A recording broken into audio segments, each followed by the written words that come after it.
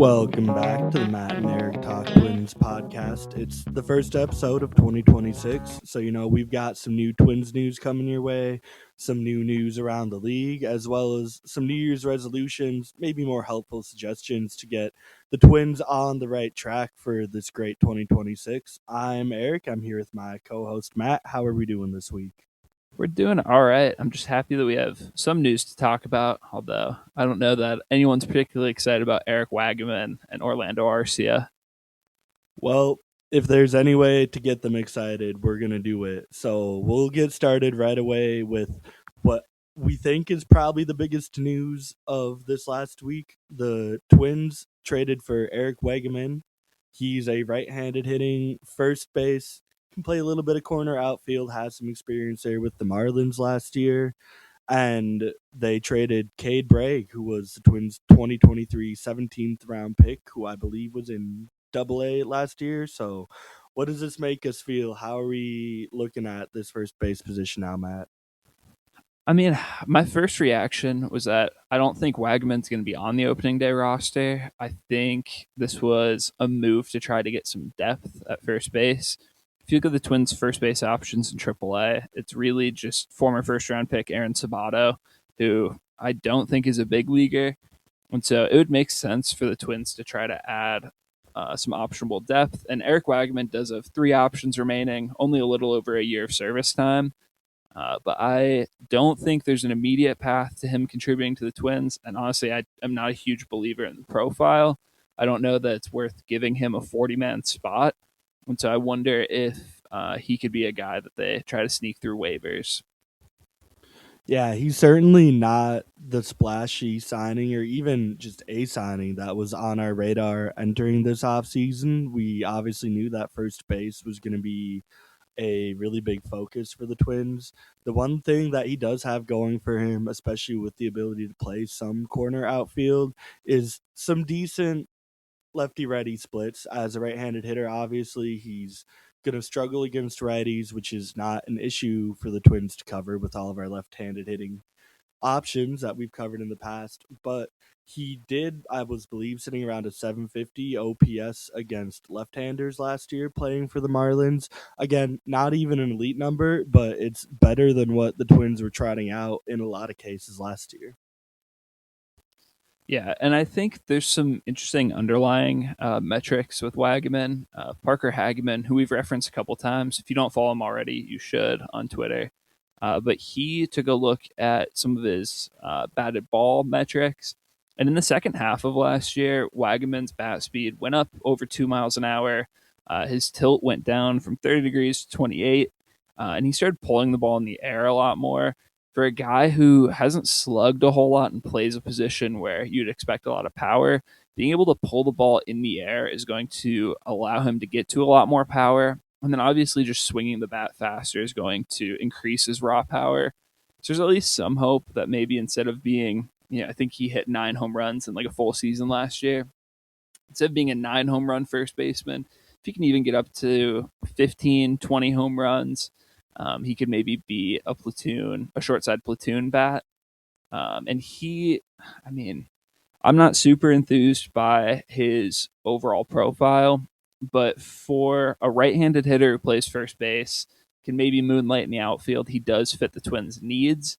And he is a somewhat natural platoon partner at DH with Trevor Larnach. It sounds like the Twins are going to be keeping Larnach around this season, given that they've tendered him a contract and haven't traded him. And so if you combine Trevor Larnach and Eric Wagaman, you get an unspectacular but somewhat functional DH, which I could see the Twins doing. Certainly. And while Wagman is already 28 years old, last year was only his second year in the major leagues and his first full season in the major leagues. So you could see the Twins looking at his profile and believing that if they could take those tweaks and just take them one step or two farther, that, yeah, maybe we do have a guy that is never going to be our everyday starter. I don't think anybody really expected that in this trade, but as Matt mentioned, just getting a competent backup at first base has been a real struggle for the Twins this year. So if he can become exactly that, just become a competent hitter that you aren't wincing at throwing out, especially in a platoon role, there's a lot of value in that for the Twins for a guy that largely just was not a part of their future plans. So Wagaman's overall numbers look pretty bad, but really a lot of that damage was done in the first half when he had a 76 WRC plus. He was well below average, especially for a first baseman.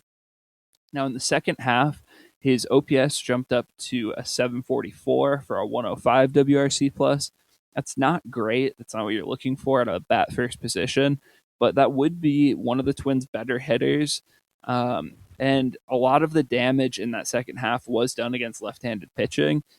And so you can squint and see a world where he can platoon, he can hit lefties or a little bit. He has some defensive versatility. I don't think you really want him to play most positions, but it's a possibility. And for a team that's really struggled to find right-handed hitting complements to all of their left-handed hitters, it's a move that makes some sense. Although I definitely would have aimed higher. Certainly. And expounding on those numbers a little bit, Baseball Reference has this neat little stat. It's TOPS plus, which is looking at how a player's OPS has looked with splits put into his numbers compared to his overall numbers. Wegeman carries a 116 TOPS plus against left-handed pitchers for his career, which if you take that with his 86 OPS plus from 2025 and look at a 16% better hitter, if he's hitting just purely left-handed hitters, he has a 100 on the dot OPS plus, which again is not going to blow minds, but it's going to be competent, it's going to play, and it's going to be better than what the Twins had last year. Yeah, and I will say that's even just assuming he's in the big leagues. I still am operating under the assumption that he's just AAA depth. He's going to be going to St. Paul, and he probably won't be a guy that's up on opening day. I could definitely be wrong, but I mean, him having options left and a lot of service time left to use definitely gives the Twins the ability to call on him if they need it. Maybe Josh Bell gets hurt and Wagaman's our everyday first baseman for a little bit, or platoons with Eddie Julian in that role, or whatever. I don't necessarily think they're counting on him, but he's just an extra guy to have around. That's at least somewhat intriguing. And we certainly know that the Twins love having their middling utility infielders with options, which, speaking of, we're partially saying goodbye to Ryan Fitzgerald. He was DFA'd in a correlated move to make room for Wegeman on our 40-man roster. But if he doesn't get claimed, he'll be right back at AAA St. Paul unless he chooses to go play overseas, which honestly at this point might be his best career move. But either way, Ryan Fitzgerald, glad to see that he got at least a little bit of a run. Say that he got to play in the major leagues last year for the Twins, but is this a move that you care about at all, really, Matt? Yeah, so I was pretty surprised to see Fitzgerald be the corresponding move. I would have thought that further ahead on the DFA cutting block would have been guys like Mickey Gasper or Johnny Pareda, or even, well, not necessarily Trevor Larnach, but I think a Trevor Larnach trade could have cleared the 40-man spot. So I was surprised to see it be Fitzgerald, especially because the Twins are really shallow at shortstop. They, going into this move, they really only had Brooks Lee and Ryan Fitzgerald who are capable of playing shortstop on a regular basis. Even going down into the minors, a lot of our shortstop prospects are a little further away. I know people are excited about Kalen Culpepper, but he split last year between high A and double A. So he's probably going to need at least the first half to get up to triple A and get some more plate appearances. And so I was operating under the assumption that Ryan Fitzgerald would make the opening day roster as the backup shortstop in case Brooks Lee needed a day off here or there. And then if you were to go down, we would have some sort of option there in the big leagues.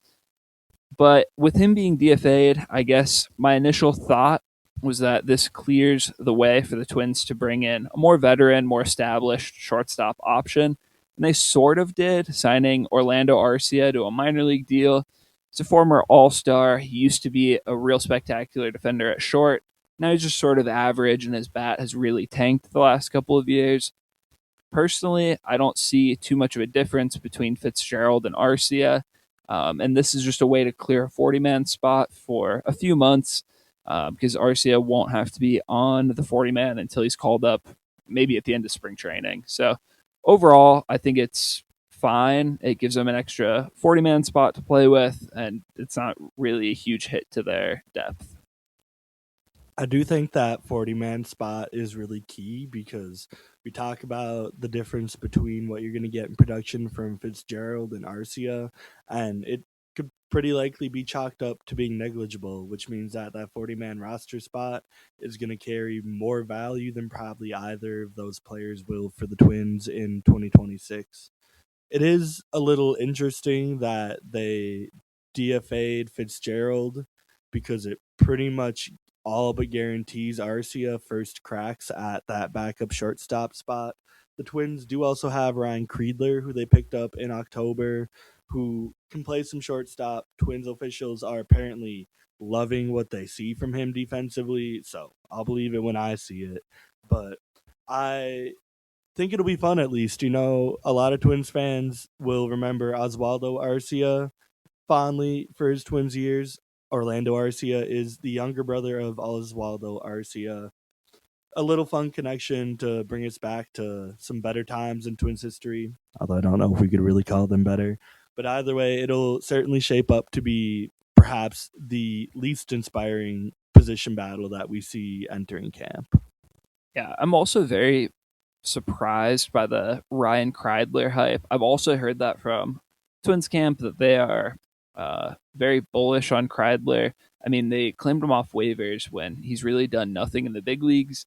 They continue to give him a 40-man spot, so it sounds like he might be kind of in the plans. But I mean, you want to talk about a poor hitter? He is truly atrocious. He has only gotten about 211 plate appearances across 4 years. So it's not like he's gotten a really long leash. But in those 200 plus plate appearances, he has an 11 WRC plus. He's 89% below league average. His slugging percentage is below his on base, and his on base is only a 208. He's been pretty terrible, and his career WAR, is point 0.9 to the negative. He's been worth negative one win in only 211 plate appearances. So I just don't see the hype for Ryan Kreidler, but the Twins certainly think they have something. And for those of you out there thinking this makes Arcia the obvious candidate to steal that backup shortstop job, I would like to leave you with this little nugget given to us by the lovely Aaron Gleeman. Orlando Arcia had a 214, 263, 337 slash line in 233 games over the past two seasons. Good for 64 OPS plus and making him one of only two MLB hitters with at least 700 plate appearances and a sub 600 OPS over the last two seasons. So there's your backup shortstop competition. Love it, hate it. If you love it, figure out what you're doing. I don't know how you're loving it, but that's your Minnesota Twins for 2026. For now, we are going to move on to some more exciting news, non Twins news, looking around the league. Our international free agents are finally starting to land homes. I would say, bigger name out of the two, Tatsuya Ime, I believe I pronounced that right, ends up in Houston on a 3-year deal for 54 million. But interestingly, this acts similar to a lot of other short-term deals we've seen recently where he has an opt-out after each of his first two seasons, making this functionally a string of 1-year deals. So what do you make of this, Matt? Yeah, I think it's a good move from Houston. I think a lot of teams around the league had some concerns about. I, I know I'm going to butcher his name, but I think it's Ime. They had concerns about how he would move over to the big leagues. He had some control concerns in the NPB, and he also wasn't a huge strikeout arm. Yes, he got strikeouts, but you would look for a little bit more. I think some evaluators had him as sort of a mid rotation guy. Some really only thought he could be a fourth or fifth starter. And so for Houston, getting him for 18 mil a year over 3 years, they're really paying him, third, fourth starter money. And if he pitches well, he'll just opt out and be gone, and it will have worked out for Houston. So I think it's fine. There's some upside here, but I don't think it's too crazy. Yeah, I think the interesting part to me is seeing a guy come over into the MLB and immediately start his career on a prove it type of deal. You know, we have seen more success recently with a lot of these international free agents coming over and playing really well right away for their teams and making a big impact. And I understand why a lot of teams are still going to be a little skittish, a little bearish on some of these guys coming over because every player is going to be unique. And, you know, just because Yamamoto and Otani came over and got it done right away doesn't mean that all guys are going to. But you would think that it would at least create some sort of trust between these professional levels that if you see a guy like Ime dominating overseas, that he's going to come over and something's going to translate, especially when you get him in front of major league coaches with major league technology that can make major league adjustments for this guy. So it's interesting, I would say, more from a player perspective that he was able and willing to bet on himself on such short term deals. But if this works out well for the Astros, you can see this, I think, becoming more of a norm for international free agents. But on the flip side, if Ime is able to come over and cash in on this unique structure, I think that the Astros could feel pretty burned pretty quickly. Yeah, I don't know. Ime is not nearly the caliber of player that a lot of the other recent movers from the NPB are. The last 2 years he's really broken out. But even still, he's only had a 26% strikeout rate and then an almost 28% strikeout rate the last 2 seasons. And that's come with a 9.8% and 7% walk rates. And so, yes, this past season he had a really strong K minus walk rate, but it's lower than you would expect for a player with plus velocity pitching in the NPB. The NPB generally is a lower velocity environment, and hitters tend to struggle against good fastballs. And he wasn't really able to force that many swings and misses. And he has had some control concerns. His last 2 seasons, he's really gotten the walks under control. But for the previous six, he was a high walk rate guy without really the strikeout rate to follow it. And so I think there's some concern that he isn't. There's some concern that even if he was still in the NPB, he could regress back to where he was before. And now coming to the US, facing a higher level of talent, I think there's right to be some concern with how his stuff will translate and if he will be able to continue to pitch with the command he's shown and miss bats stateside. Yeah, there's certainly a lot of concern to be baked into all of the contracts for these foreign players. And we also saw that with the other large free agent signing, the last big name coming off the board overseas, Kazuma Akamoto, who ended up in Toronto for a flat 4 year, $60 million deal. This one is straightforward. There's no opt outs, no options. He's just going to be in Toronto for the next 4 years. And as big as this signing is, I think that the bigger sub headline is that the Blue Jays are probably out on Alex Bregman now. Yeah, I would imagine. It sounds like they're still keeping the door open for Bo Bichette. And I think there's at least some world where they would be interested in Bregman and maybe have Bregman play second base as he's done in the past. But I love this deal. I think it's a little bit of a strange roster fit with the Blue Jays, given how many good hitters they have. They're adding another good but non star hitter. But if you look at his career in the NPB, he's been very consistently a well above average hitter. He's really taken it up a notch last 3 years as he's tapped into more power while continuing to walk at a high clip and avoid strikeouts. Everything about his profile just screams hitability. It looks like he's going to be able to continue to produce in the US, and the projection systems agree. The one I like to use for hitters is called the Bat, and more specifically the Bat X. And that projects Akamoto to right away be a 114 WRC plus player, hit 27 home runs, have a decent on base, avoid strikeouts generally, and be roughly a 2.5 win player. I think that is very interesting. I think that's honestly a pretty reasonable projection for him. And on a 15 mil a year deal, he doesn't have to be a star, but I think he could be a solid regular, and this is going to be a good contract.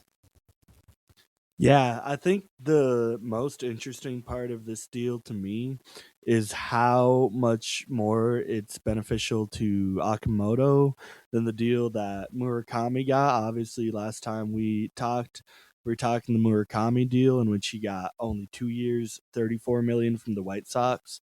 And I think the big headline there is, as Matt touched on, Akamoto is just a lot safer of a bet coming over from the NPB. He is a little older, but that means you have a longer history of plays that you can analyze, you feel more comfortable. And I think it's interesting most to me that teams are prioritizing and rewarding a higher floor over high ceilings with these international free agents. I think that so often we see the allure of the ceilings of these guys that everybody wants to treat them like lottery tickets. But at the end of the day, it's clear that league wide, the consistent high floor production seems to be winning out over any amount of potential upside that these other guys might bring. Yeah, I mean, I also think that Akamoto has a good amount of upside. He's gotten to quite a bit of power in the NPB. He started off his career with 6 straight seasons of hitting over 30 home runs there. And that's in seasons where he's played 143 games or less. And so he's been durable. He's played almost every game, every season of his career. He's hit a lot of home runs, but he also has that contact ability that Murakami doesn't.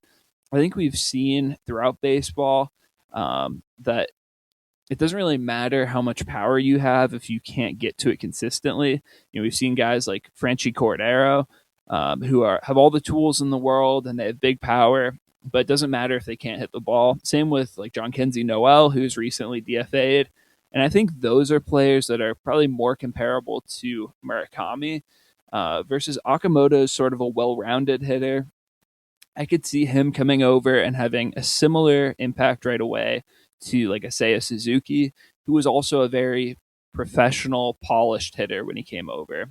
So I think it's risk reward, but honestly, I feel like the reward or the potential upside for the two players is pretty similar, and Nakamoto is just much less risky. I think there's very little chance of him being a true zero. I don't think he's going to be a complete bust.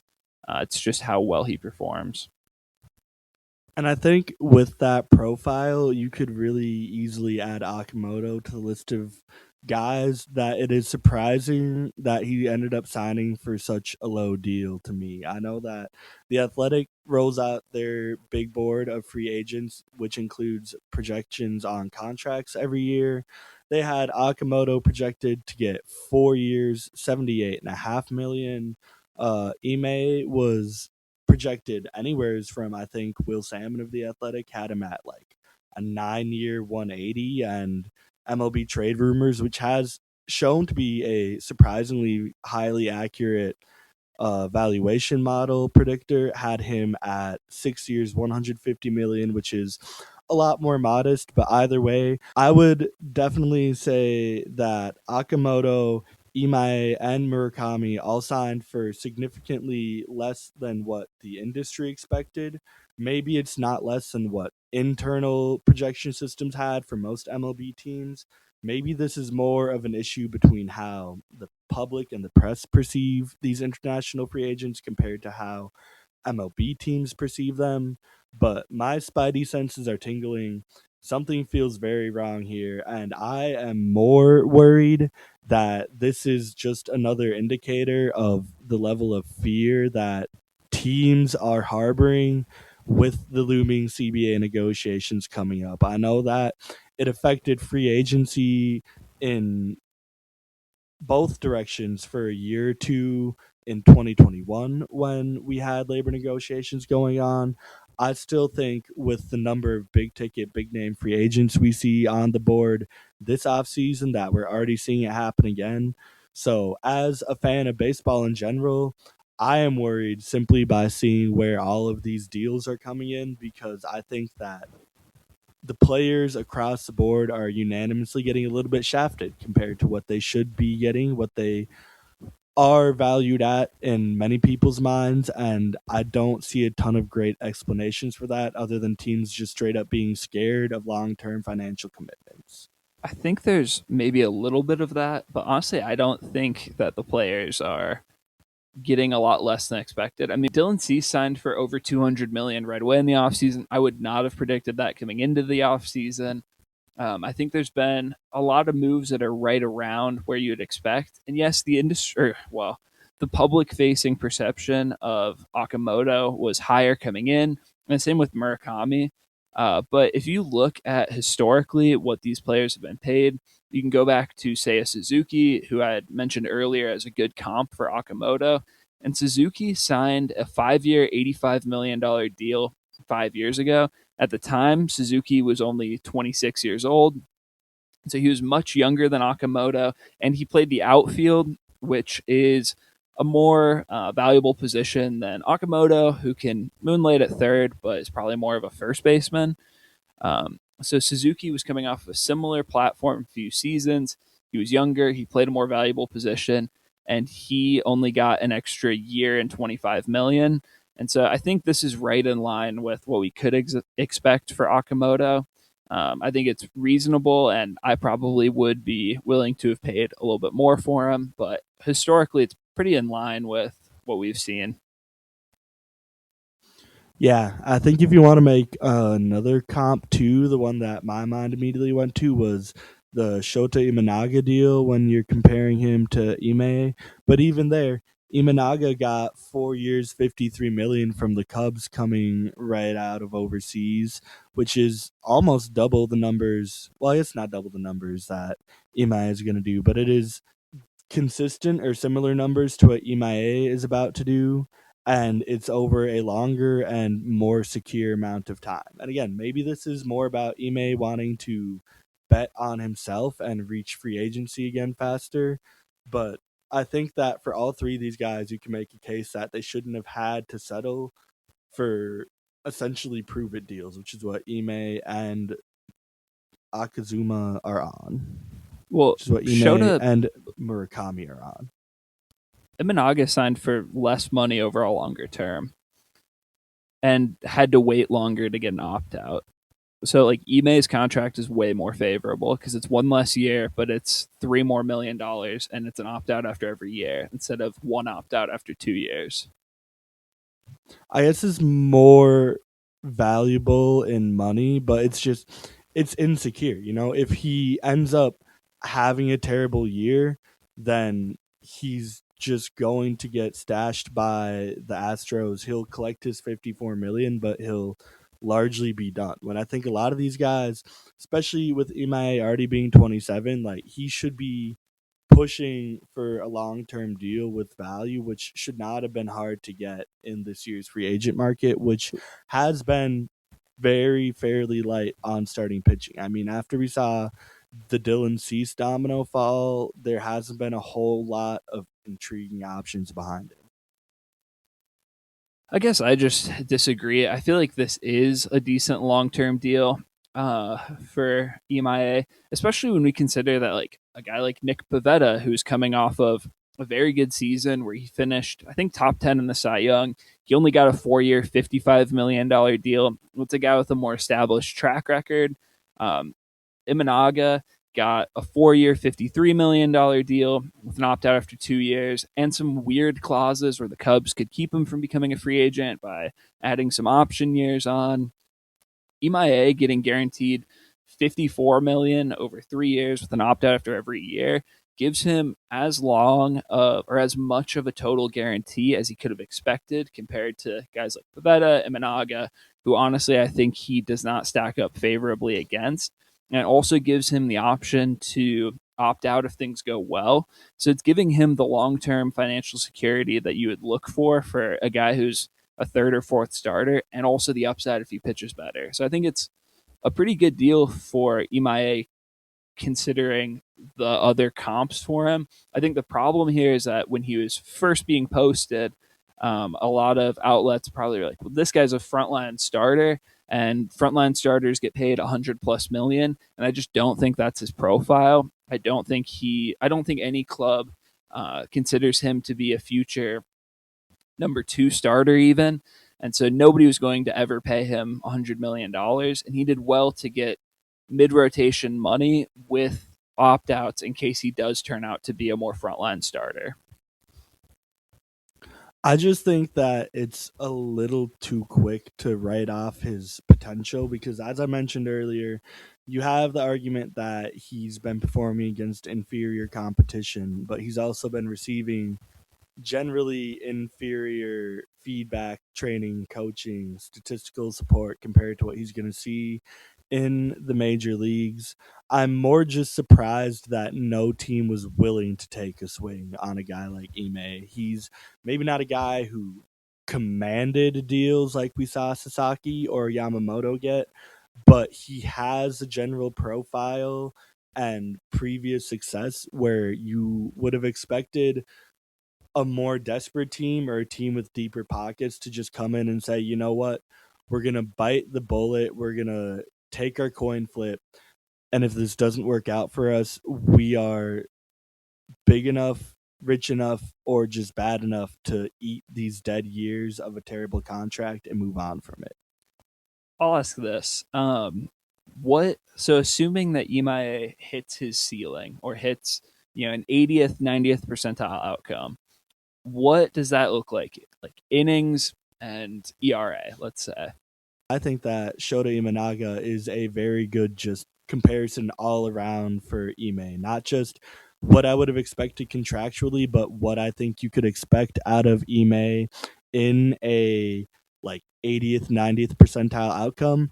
And Shota Imanaga was fifth in Cy Young Award voting in 2024 in his first year. Obviously, he got hurt and missed some time in 2025, regressed a little bit, but still put up a 3.73 ERA. The FIP looks a little scarier, suggests that he might have been aided by some pretty elite defense in Chicago.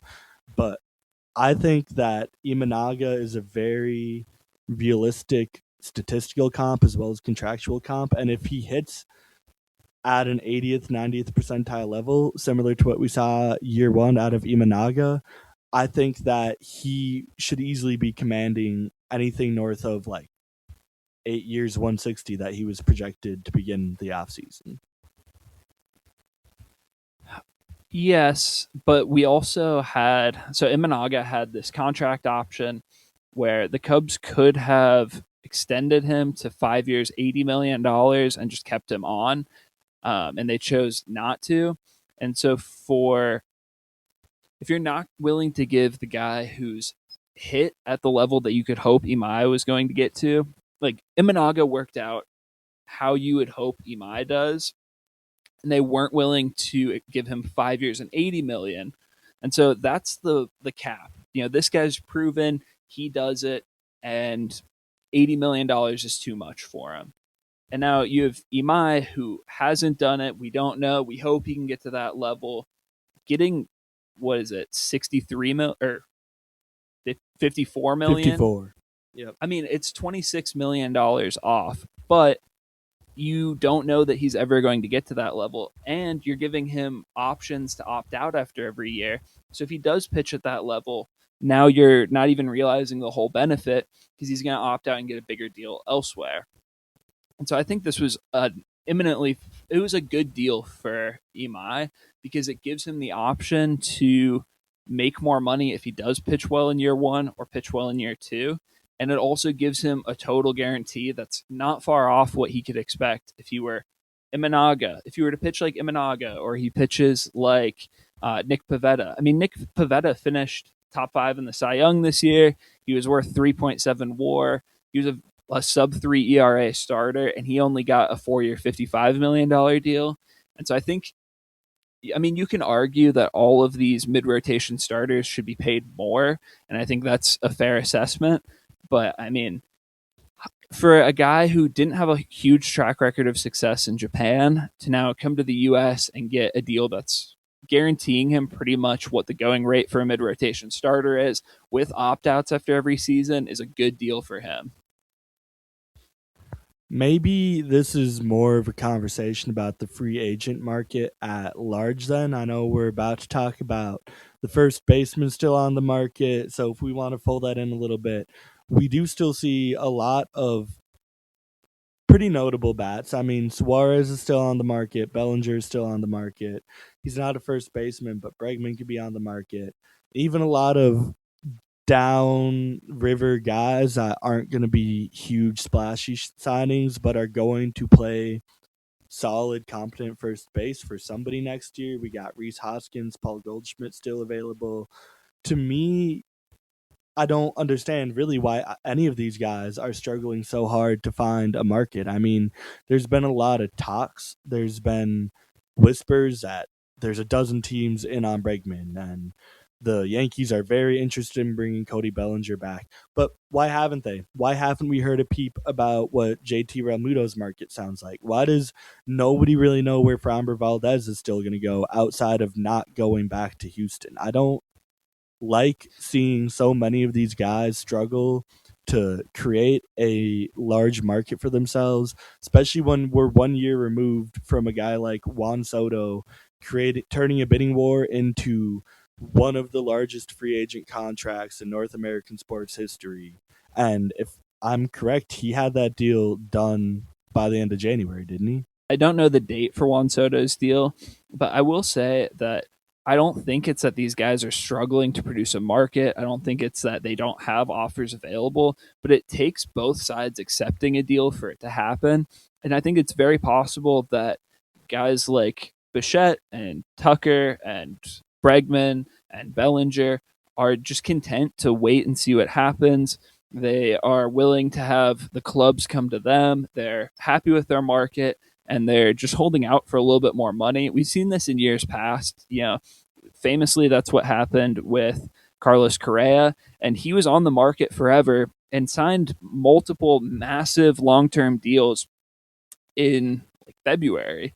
And so I think waiting on the market or like being on the market later in the offseason isn't necessarily a signal that they're going to sign for less than we think, just that it hasn't moved as quickly as we thought. And that might be up to the players. Like they might have contract offers in hand that are at or above expectations, but they're just waiting to see if they can get a little bit more. And I think that's also then carrying over into the rest of the market. You know, we haven't seen a lot of trade activity. We haven't seen a lot of these middle tier guys signing. We've seen it come in spurts here and there. Like the reliever market's moved pretty quick, but I think a lot of teams are still waiting on the top end free agents to sign. It's holding up a lot of our offseason activities, and those top end free agents are getting offers. They are probably going to sign for near expectations, but for one reason or another, they just haven't signed yet. I mean, if we want to talk about the reason a lot of these top guys haven't signed, you have to point the finger at the one commonality between all of them, and it's Scott Boras. And I'm not gonna go on my Scott Boras rant right now. I think I could fill an entire episode alone ranting about Scott Boras. Not a fan of his work, but it hasn't always produced desired results. You know, there's a lot of guys that have gotten favorable deals working the Scott Boras method, but like Cody Bellinger has largely been kicking around on a series of short term high AAV deals with a lot of opt outs, which might just be how he prefers to navigate. That might be his ideal contract situation. He just wants to keep betting on himself to make a lot of money, but he's been deserving of a large contract for a while now. You can say the same thing about Correa, who got a contract very undersized for what he was expected to land when he signed with the Twins, opted out, and then still got a decent deal, but not what the original market would have dictated for Correa. I think that there's a lot of good that comes with Scott Boras, but there's a lot of bad too. And if you're one of his players, if he's your agent, you're really just shooting fish in a bucket and hoping for the best. I mean, I'm gonna hard disagree with that. Well, first off, Bellinger, I don't think is the star that a lot of people think he is. His bat has some underlying question marks. Don't forget after his like MVP All-Star seasons with the Dodgers, he had that significant shoulder injury and then really was not the same for a few years. I believe the Dodgers even non-tendered him, which allowed him to sign that short-term deal with the Cubs. He then had that really BABIP fueled season, which made people think he was a star again, even though really the underlying metrics weren't there still. And he signs short term deals. He keeps producing. Even stacking up all of these short term deals, it's still leading to the long term successful career and the long term earnings that are at or above what he would have gotten on a long term deal at the time. I'll also point to like Pete Alonso. There was a lot of flack given to Scott Boras for not advising Alonso to accept the Mets extension offer a few years ago. Well, if you look at what Pete Alonso's made since then, he's far exceeded what he would have on that extension, and he's now cashed in this year for 5 years, 150 million after taking a pretty decent guaranteed salary last year. And then even talking about Carlos Correa, yes, he signed later, but he signed subsequent 300 plus $1 million deals with the Giants and the Mets. And then he just failed the physicals, which is not something that's up to Scott Boras. He negotiated the deal. He got a lot of money for his client. And I would argue that both of those deals exceeded expectations for Correa. And then by the time he signed with the Twins, he was already thought of as kind of damaged goods around the league. And he made, I think, $40 million in that first year with the Twins, and then re-entered the market and got, I think, 210 million from the Twins. So over his free agent years, he still got 250 million dollars, and that's for a guy. I mean, even going into his free agency, $250 million would have been a pretty good contract for Correa. And that's after he had two different teams back out of long term, lengthier, more expensive contracts because of concerns with his medicals. And so I mean, I'm no Scott Boras truther. I don't love Scott Boras. I think all of his metaphors and cliches are cringeworthy, and I don't love how much he just grandstands and makes it all about himself. But he has done a good job of getting value for his clients. There's been some high profile misses, but in general, I think he's done a pretty good job. And there's a reason that players keep signing with him. He gets them their money. Yeah, I mean, at the end of the day, it's like you said right up front, he does more often than not get the job done. I just think that the way in which he gets the job done is terrible for baseball. I do also need to go back and mainly push back on your very first assertion that Cody Bellinger has not been worth a large fat deal. He has been an above league average hitter by OPS plus for all but 2 seasons of his career, which was 21 and 22. 21, obviously, he was dealing with the terrible shoulder injury. 22, just kind of finding himself again, I guess. I have no idea. But he left the Dodgers, got a short term deal with Chicago, immediately put up a 139 OPS, was worth 4.8 war, finished 10th in MVP voting, had another down-ish year where he was only at a 111 OPS plus for Chicago, only worth 2.2 war, and parlay that into the moderate 1 year deal with the Yankees, where he was once again a 125 OPS plus hitter with above average defense in both center and at first base. Worth 5.1 war, finished 14th in MVP voting. This is the type of guy that teams should be tripping over themselves to sign. This should be one of the top free agent bats in the market this offseason. And it's just been ice cold. There's been no word that anybody in the league wants Cody Bellinger right now. I'm gonna push back on that because so he signs that 1 year deal with Chicago, and he has the 135 WRC plus. He's worth 4+ WAR, yes, but his weighted on base average was 370, but his expected weighted on base average was 43 points lower at 327, which is good, but like not very great. And so being able to get a multi-year deal with opt-outs was all that he could in free agency that year. And I think that's fair considering the 2 previous years he had been a pretty bad player. And then he had what was, I think, widely considered a pretty lucky year. Yes, he was a lot better, but he had a high BABIP and his expected numbers were not as good as his actual numbers. So I think it's totally fair for him to get a modest guarantee with an opt out, right? He follows it up in 2024 with a pretty mediocre season. His weighted on base average was closer to his expected mark of the year before, but his expected numbers fell even further down to 301. He put up only a 108 WRC plus. He had a chance to opt out. He chose not to because he wouldn't have made any more money elsewhere. And so then he was traded to the Yankees, still on that long term deal he signed with the Cubs. And then had a pretty good season this year. But again, he had a 347 WOBA compared to a 322 X WOBA. Now, this is 3 years in a row of him outproducing his expected stats, but I don't know that that's sustainable. And it's like his expected underlying metrics are more of an average or a little bit above average hitter versus what he's been the last few years by bottom line results. I think it's fair to question his ability to continue producing, especially when he does have that 2 year stretch in 2021 and 2022 where he was legitimately a bad player and a poor hitter. And so I think you can look at how he's performed the last few years and think, okay, he's probably not the bad hitter he was in 21 22. He's probably not the star he was in 2023. There was some luck at play there. He's somewhere in the middle, and somewhere in the middle is an above average regular and not a star. So his batting profile is certainly an odd one, right? Because all of those stats you just gave me are spot on. There's reason to look at Cody Bellinger and see concern. But for 2025, he was still in the 82nd percentile in run value, and it's largely due to the profile of how he hits. He was 76th percentile in launch angle sweet spot. He was 72nd percentile in squared up percentage.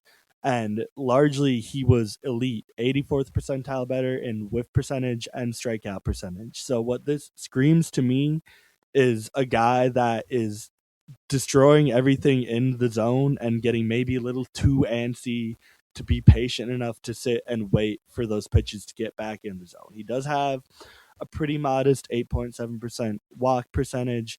His bat speed is not special. His average exit velo is actually fairly poor. And what this all screams to me is that he's got more of maybe a plate discipline issue than he does an actual contact quality and batted ball profile issue, which at this point, I don't know if you're really going to clean up in his career. He's 30 years old. He's done almost a dozen, or not a dozen, almost 10 years, a decade in the league, being largely this player. But he's proven now for the last 3 years and over largely the course of his whole career that he can be an extremely valuable hitter on top of providing elite defense as this type of player. He has 91st percentile fielding run value per baseball savant. He has even 69th percentile base running value. He is almost a true five tool player still, and that is rare to find anywhere in the MLB. I think my biggest concern with Bellinger, and I'm going to disagree with you a little bit here, he doesn't hit the ball hard anymore. For the last 4 years, his bat speed and average exit velocity are well below average, and that can be drawn squarely back to the 2020 season when he hurt his shoulder celebrating at the plate. And since then, he just doesn't have the ability to really drive the ball. Yes, he still hits some home runs. He hit 29 last year, 18 and 24, and then 26 in 2023. So he makes the most out of the bat speed that's remaining, but I don't think he has that power tool. You know, he doesn't hit the ball like an elite slugger does. And yes, he makes the most out of it by hitting it in the air and squaring up the ball a lot. He doesn't strike out a whole lot, walks a decent amount. He does all the other things at the plate well. And you brought up he is a great defender in the outfield. He does run well. He is a pretty everything else besides his quality of contact is very good in the profile. It's just the quality of contact is pretty poor, and you can draw it squarely back to one injury, and then it's persisted over a 5-year stretch. And so I don't have faith in that profile. You can look at the last couple of years and say, well, he's probably an 800 OPS guy who's a good defender and runs well, and say that's an all star, and that's probably fair.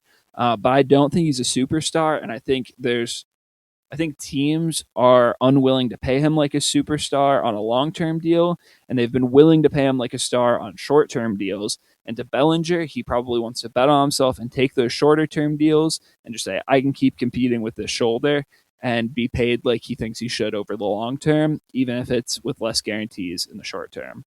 So I think it's probably some personal preference for him to want to maximize his upside on these deals, but also it's a lot of hesitancy from teams to be like, we know there's a shoulder issue here, and we know that the bat speed and the exit velocity has diminished a lot, and we don't want to be the one left holding the bag when this batted ball luck runs out, or when he stops doing the other things like fielding and running well, which happens at age. And so I think he's not a guy who's going to age well because the bat speed's already not there. And a lot of the things like fielding and running are things that diminish with every player over time. And as soon as he doesn't have that well rounded skill set, he's not going to be a good enough hitter to make up for it, especially if you're paying him $30+ million a year over a long term deal. I'm also going to push back on that a little bit again. I think you could argue a little bit of luck into that first season in Chicago 2023 when he did carry a 319 BABIP, which is well above his career average and a general league average. But over the last 2 years, his BABIP numbers fall in line with his general career numbers, as do a lot of his batted ball profile numbers in terms of hard hit percentage, his line drive percentage, his fly ball percentage. It's not uncommon for us to see older players nowadays being able to lose bat speed and still maintain elite production because they're able to adjust their swing profile to maximize quality contact. I think the immediate thought that comes to mind for me is Joey Votto, who at 37 years old in 2021 was like, you know what?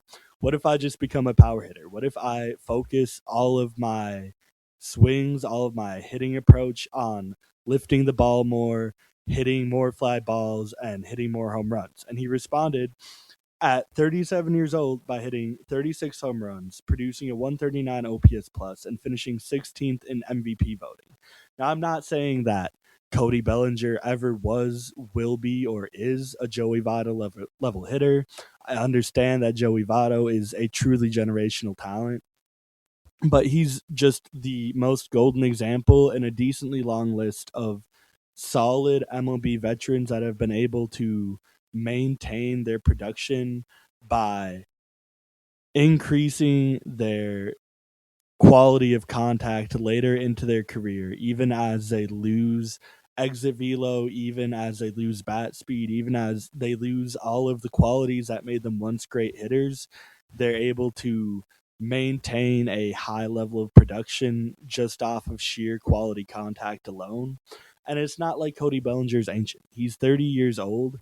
If you went out and signed him to a 5 year, $150 million deal right now, you're probably going to get value out of all 5 of those years still, is what I believe. I am not. I just disagree with that valuation of Bellinger, and we've talked about this for a while, so we can move on here soon. But I think Bellinger to me is just a left-handed hitting outfield version of Isaac Paredes.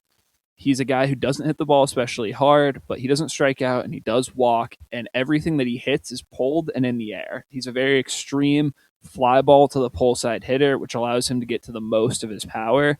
And so both guys have been above average hitters, but it's very one dimensional in the way that they do it. And I love Isaac Paredes. I think he's a good player, but I think Isaac Paredes is a good player and a good value proposition when it's 2 years of control and he's making $10, $12 million for each of those years. When we're talking about giving a guy a 5 year, $150 million deal, I just would like more stability in his profile. And I would like it to be less dependent on one skill in particular. And I think right now, both of those players are getting by on their ability to elevate to the pull side. And I guess Bellinger also gives a lot of defensive value, but that's also not something I want to bet on long term. It'll certainly be a fascinating case to watch, both for how Bellinger's free agency is approached in this offseason and for his future production. But as Matt said, we have bigger and better things to talk about here on the Matt and Eric Talk Twins podcast. It's 2026, and as it comes with every new year, we have our resolutions. I am normally not a huge personal New Year's resolution guy, but in extreme circumstances, when you need dramatic change in your life, they can be helpful. And if there's anybody that has ever needed dramatic change over the 2026 year, it is the Minnesota Twins. So, me and Matt have been spending some time thinking, and we're going to come at you with small, medium, and large level resolutions to hopefully get the Twins entering the right direction as we hit 2027, a year out. So I'm going to cede the floor here to Matt first. I would like your smallest, most reasonable New Year's resolution for the Twins first. This one will not be a surprise to anyone who's listened to this podcast, but my resolution is to find a way to get Trevor Larnach off the roster. I think at this point, they're kind of pot committed to him. They're not just going to DFA him and eat the money. It would have to be some sort of trade. They obviously think there's some surplus value in Larnach. Otherwise, they would have just non-tendered him. But I think he's not a good fit for this roster. I think the money that he's being paid would be better spent elsewhere. And he's just very replaceable with all the left-handed hitting outfielders they have. So my resolution would be to just find a way to trade Trevor Larnach.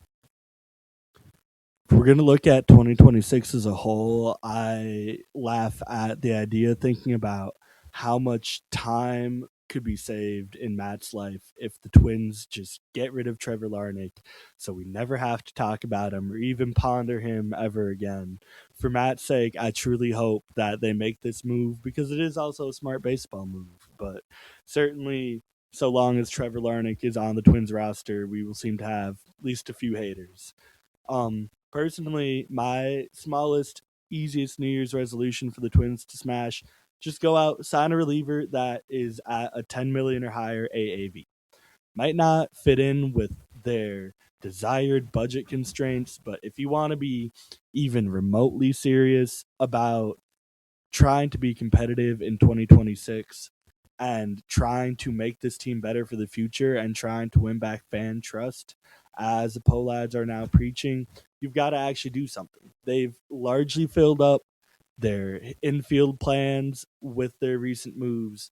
You could argue if those are plans that are good enough to be cemented for the entire year, if they shouldn't have maybe been replaced by some bigger plans, that they might still be replaced. But right now, it is clearly obvious that the Twins' biggest need is in the bullpen. So if they want to make a move for 2026 and beyond to look good and bring back fan engagement, go get a big name reliever. I will say, I think the ship has kind of sailed on the reliever market. Right now, the most interesting arms still available are Sarah Anthony Dominguez, is probably the best. And even then, I mean, you could probably sign him for 1 year and 10, 12 million, but I think he's the only guy that'll get a $10 million deal or more. Other options are like David Robertson, Jacob Junis, Michael Kopech, Danny Coulombe, Liam Hendricks, all guys who have some question marks or aren't necessarily the caliber of arm that you suggested. So I don't know that there is $10 million to spend out there unless it would be to bring in a reliever from another team, through like a trade. But the reliever market's pretty picked over at this point.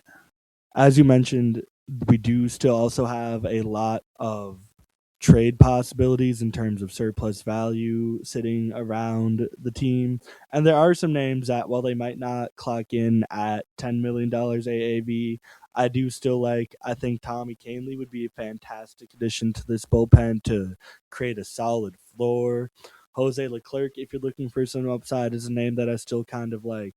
Jonathan Loaizaga used to kind of be a name. Just give us some hope in the bullpen because it's about the only place left that they could make additions that would generate true hope. Moving on to our medium resolutions. So mine is focusing on all of the pitching that the Twins have in the rotation, and also a little bit of the bullpen. So right now, I think we have kind of a log jam of guys who are big league ready. They've thrown some in the big leagues, but they're still largely unproven. So this quartet that I see is Zebby Matthews, David Festa, Mick Abel, and Taj Bradley.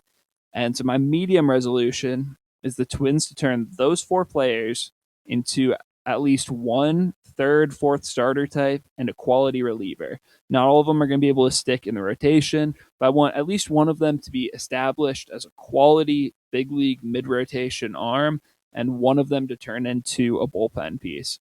If not all four of them are major league contributors, that's okay. But I think at least getting one controllable starter out of that group would be a huge benefit. And then I have a hard time seeing how at least one of the other three couldn't turn into at least a reasonable bullpen arm. And I feel like that's not a terribly difficult ask to have figured out by the end of the year. Certainly, I think that if they don't have a clearer picture on where most, if not all four of these guys land in their future long term plans, entering next off season, I think that we have just mismanaged our time and our opportunities in 2026. So I certainly see the vision there. For my medium resolution, I would like to see the Twins debut at least three prospects by the All Star break. And this is a little bit on the aggressive side, but if we want to talk just about guys that I think could debut in 2026 as a whole, we're looking at all of our top guys in Walker Jenkins, Kalen Culpepper, Emmanuel Rodriguez, Kendry Rojas, if he continues to throw as well as he did last year, could also be getting the call pretty quickly. If you go a little farther down the list, guys like Gabby Gonzalez and Connor Prelip look like they don't have a whole lot left to prove in AAA, even if we're not so certain on their long term outlook as a future major leaguer for the Twins. I think that they should be getting looks pretty quickly because there's nobody blocking their way from getting a good look. And these are guys that we need to start graduating and getting a better idea on for the future. So if I'm the Twins, I would like to aggressively promote this offseason, or sorry, if I'm the Twins, I would like to aggressively promote through a lot of this season. They've already been doing that to pretty good success with guys like especially Walker Jenkins. But I think that seeing at least three new faces is not that big of an ask for the Twins. And by the All Star break, I would be very content if we have Walker Jenkins, Emmanuel Rodriguez, and Connor Prelip in almost everyday roles. Yeah, I could definitely see that. I think this is going to be a big youth movement year. They have a lot of major league ready prospects and a lot of holes in the major league roster. So I definitely think that's one that could happen. To round us out on our New Year's resolutions, why don't you go ahead and give us your largest, biggest, most bold ask or resolution for the Twins on this year? Yeah, so my biggest resolution is to go into next offseason with at least two more established core hitters. So I think right now a common theme that we've talked about is Twins just lack of impact hitting. Right now, I think they truly have probably about four guys who are core pieces going forward. That being Byron Buxton, Luke Keeschel, Matt Wallner, and Royce Lewis. And even then, Lewis and Wallner each have some concerns. And as we'll talk about in a little bit, Luke Keeschel doesn't have a perfect profile. And so I think already that quartet's pretty strong, but it's very light. Most teams like to have 6 or 7 or 8 real established big league starters. So I think the Twins need to develop at least two more core pieces that I can count on in the future. Obviously, Ryan Jeffers is leaving, so someone's going to need to assume his spot in the lineup, but it also just needs to get deeper in general. So how I see this happening is either through a trade or more likely just two of the group of Emmanuel Rodriguez, Walker Jenkins, and Kalen Culpepper turning into established players, sort of like we saw with Luke Keeschel last year. And so I think through trade or through development, we need at least two more guys that we can count on in future lineups. I could not possibly agree more. My large, biggest New Year's resolution for the Twins is going to fall right in line with that. I want to see us make specifically a trade because I think that we need to at some point move off of all this surplus talent for a hitter with all star or even better potential. This could go a lot of ways. This could be the Twins trading for a guy that is already an established all star, whether that's trading for Ketel Marte at the deadline if we're suddenly a really good team, or if we get to the end of the year and a guy like Kobe Mayo or Tristan Casas is still hanging around and they've put forth another solid, promising young season. I just think that the Twins can only be accumulators for so long. And at some point, they need to take all these chips that they have accumulated and color them up and cash out for a bigger, better, larger prize. And I understand that is not going to happen this offseason for a large multitude of reasons, but this was never intended to be a long slog through many years of tedious rebuilding. The Polads have been very adamant that they want to get back out there and compete quickly right away. And I do see a lot of pieces in place, a lot of foundational cornerstones for the Twins to be able to do that, to be able to come back out and be contenders pretty quickly, certainly a lot more quickly than a lot of people would expect.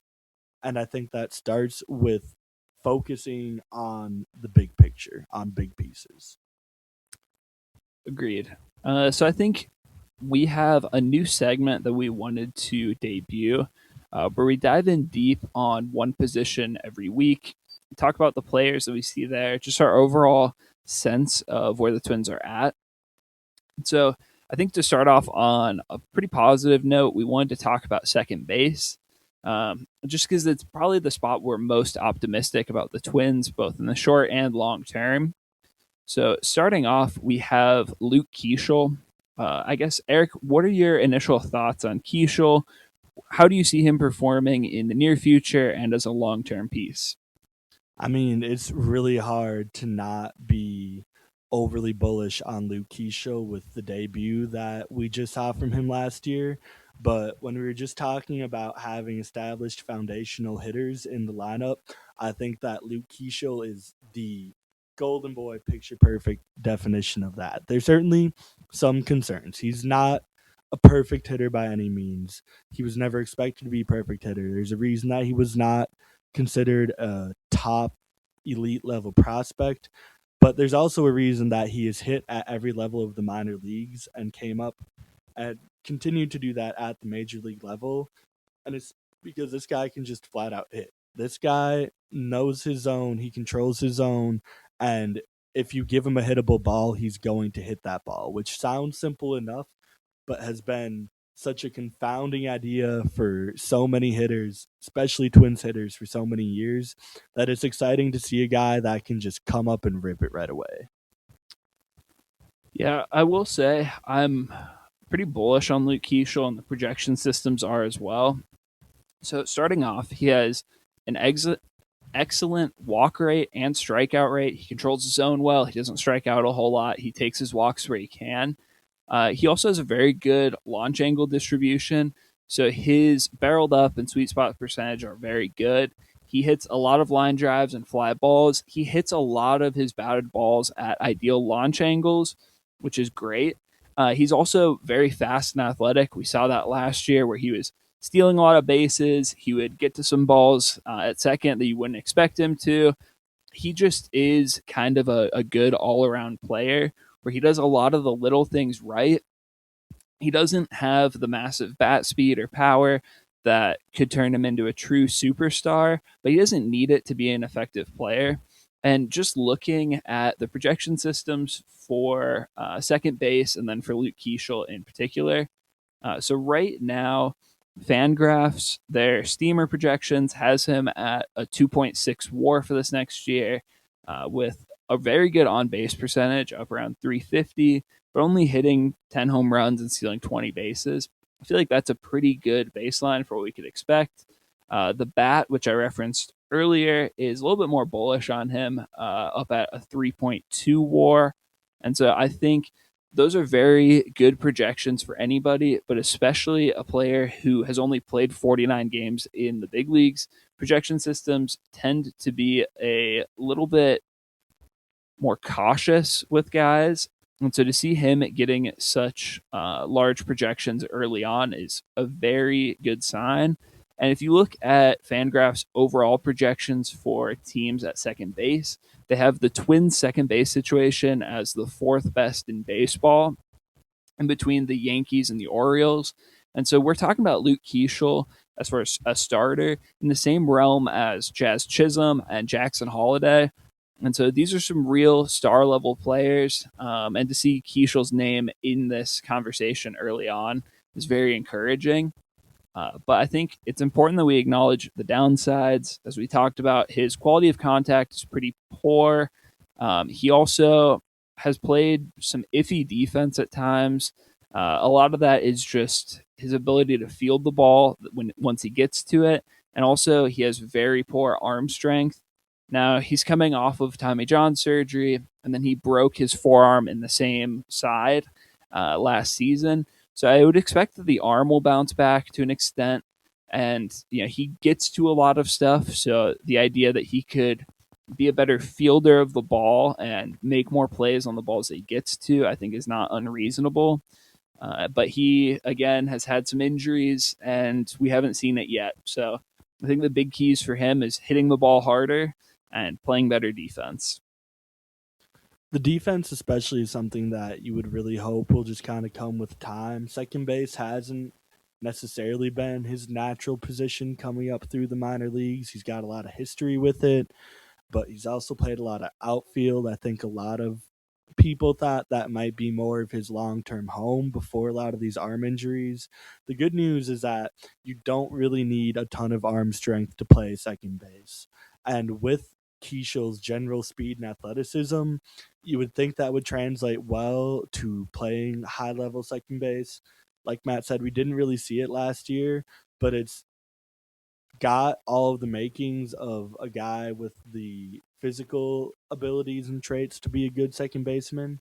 And so I think the big hope here is that with time, he can really settle in. He'll get more of a natural feel at second base. He'll be able to improve his range because that's really, to me, the only thing holding him back from being an everyday superstar. I think that the quality of contact is a little concerning, but when you look at how he was still able to get to such a productive batting season last year in his short stint, everything that he did looks repeatable.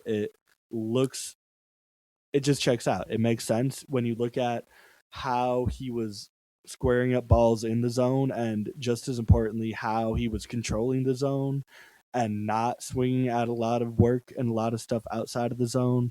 I think that Keishel is a guy that projections have every reason to be bullish on. And if you're a Twins fan, I think it's okay to be dreaming and believing in this guy. So the next guy on the second base list is a guy that we could have said a lot of these same things about a couple years ago, and that's Edouard Julien. I think anyone listening to this podcast is probably pretty familiar with Julien. He broke onto the scene in 2023 with the Twins, putting up 2.7 WAR in 109 games, hit 16 home runs, had a pretty absurd 15.7% walk rate against a pretty rough but manageable 31.4% strikeout rate. Now, those aided a lot by a sky high 371 BABIP, but his quality of contact was solid. He was hitting the ball hard. He was drawing a lot of walks. He was doing enough damage on pitches in the zone that you couldn't just groove fastballs to him. You had to work a little more carefully, and that's where his very good eye at the plate comes in. Now, it went It took a hard left turn and went off the rails in 2024 when he was worth zero WAR. He was a replacement level player in 301 plate appearances. He started striking out more. The BABIP came down. He wasn't slugging, and it culminated in only a 79 WRC plus. And then it was much of the same last year in only 208 plate appearances when he was worth negative zero point 0.8 WAR. The walk rate is still high. The strikeout rate's about where it was in his rookie year, which is not great, but we've seen players be productive. The big difference here is that he's just not doing damage against fastballs. He's not slugging enough to make pitchers scared of him, and he just needs to do more damage in the zone. So, what are your thoughts on Edouard Julien? Yeah, I think this is the classic example of the Luke Keeschel type of hitter, but with more of a mirage behind his output.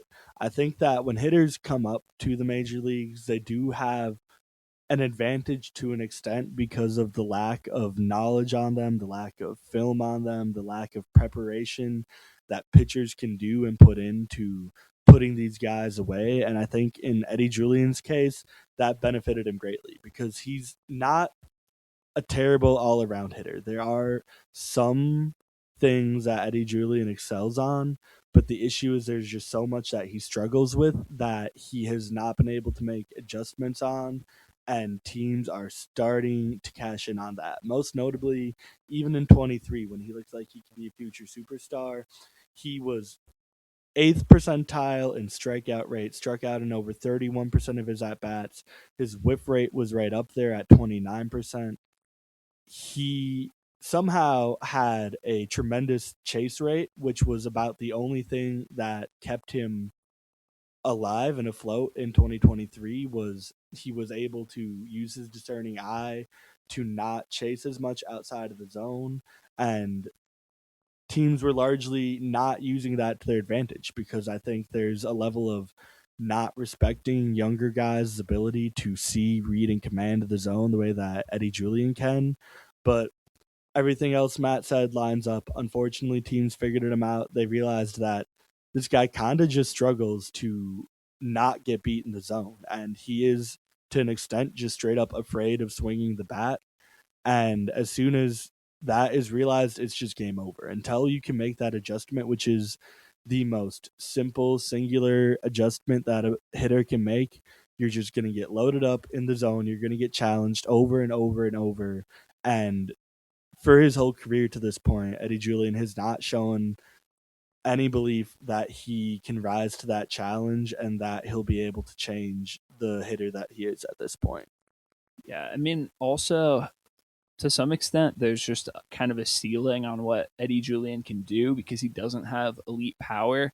So when pitchers throw it in the zone or make mistakes over the plate, he needs to be able to put the ball in the seats and do damage to make pitchers scared of leaving balls over the zone. We've seen other hitters do this in the past. Miguel Sano, for a lot of his career, had a really high walk rate. He struck out a ton, but if you hung a breaking ball against Miguel Sano, it was getting hit 500 feet to left. And so it made pitchers respect him, and they would have to kind of dance around the edges and maybe walk him because if you left something hanging, he was going to demolish it, or at least half the time he would, and the other half he would swing through it. With Eddie Julian, it's kind of like, well, half the time he swings through it, and the other half he hits a single or maybe a double in the gap. And that's a way less scary of a proposition for the pitchers. You need to be able to do a lot more damage with the mistakes to be able to make them avoid the middle of the plate, throw more pitches out of the zone, and then let that eye work. Right now, they're just pounding him in the zone. He's striking out a lot. And when he's not striking out, he's not doing enough damage to make pitchers change their approach. And then defensively, I mean, there was some growth in year one, but it's really backed up, and he's back to just being a below average second baseman or below to maybe average ish first baseman. I don't expect that to change. And if that's your profile, you need to really be a good hitter. And it's just not been working out. And I see why he's still on the 40 man. I see why they still have some faith in him, some hope. And the projection systems, for what it's worth, have some hope in him as well. thinking that he's going to be around a league average hitter and have a pretty solid on base percentage, but I just don't know that it really works. And for a guy who's limited to first and second base and he hits left-handed and he's just kind of hard to fit on this roster and he's out of options. So he is going to need to produce.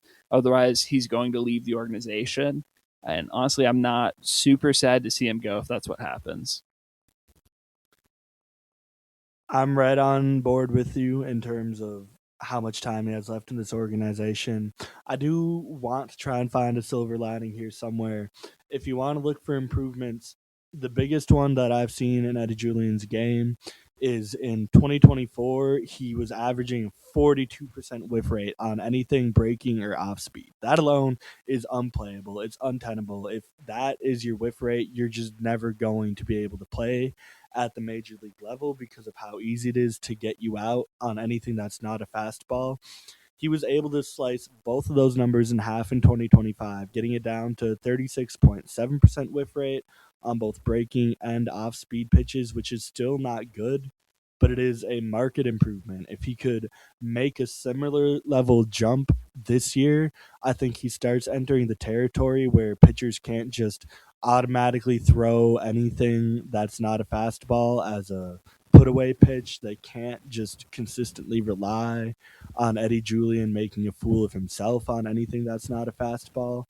And I think if he can get to a point where pitchers have to respect him more with the off speed, then as Matt alluded to, we can get more pitches in the zone. We can get more favorable pitches, and we can get pitchers at least trying to nibble around the corners more with Eddie Julian in terms of breaking pitches, which is how a guy like him, who still carries some pretty elite batting eye and plate discipline, might be able to return to a decent hitter at least.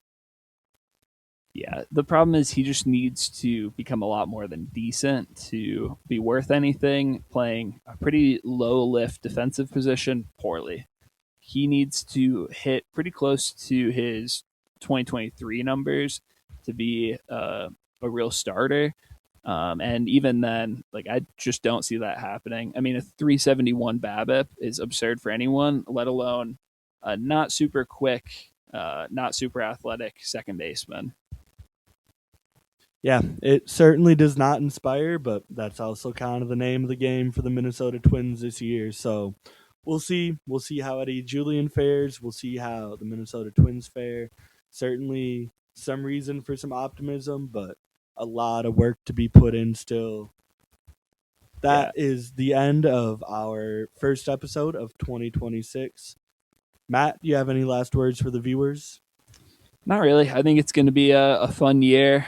For second base was an interesting position to look at. There's some players we didn't quite touch on that could factor in at second base, but we'll talk about them at other positions. Hopefully, with spring training only about 5 weeks away, we'll see some real movement on the free agent and trade front. Maybe some fireworks from the Twins' end, but regardless, we're getting closer to the season and it's getting exciting. Certainly hope springs eternal, and as the weather heats up, hopefully so do the Twins. So you can catch us as always on anywhere you get your podcasts, on Spotify, on YouTube, on Apple. We're also both on Twitter. I'm at Crep Matt, and Eric is At Holly_13 on Twitter. We'll be hopefully a lot more active in 2026. It's been a smaller personal resolution for both of us. So catch us there in between episodes. But until then, we will see you next week.